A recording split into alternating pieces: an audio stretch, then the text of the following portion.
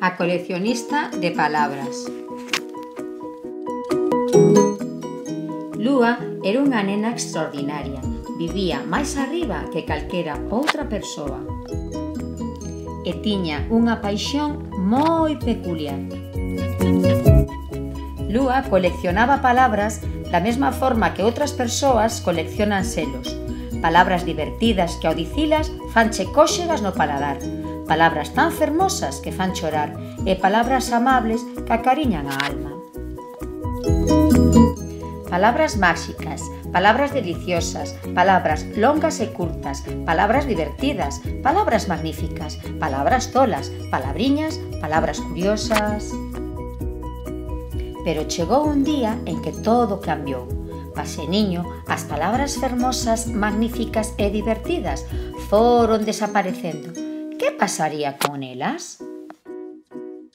Lúa preguntou aos paxaros, ás nubes e aos viaxeiros, e todos contestaron o mesmo.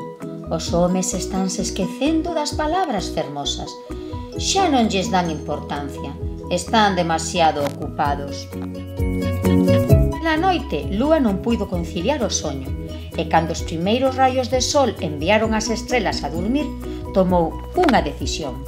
Puxo todas as palabras que tiña nunha maleta grande e con ela emprendeu unha viaxe. Alí onde había odio e violencia, sementou palabras de fraternidade, de amor e de tolerancia no corazón da xente. Onde había persoas soas e tristes, tendeu fíos de palabras cálidas que falaban de amizade e de comprensión.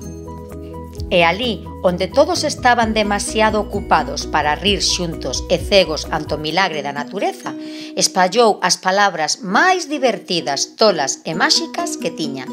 E aquelas palabras fixeron cóxegas a xente no seu nariz, na súa lingua e nos seus oídos.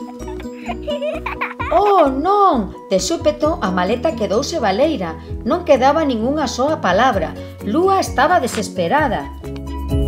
De súpeto, viu que as persoas empezaran a tirarse as letras unhas ás outras, como pelotas.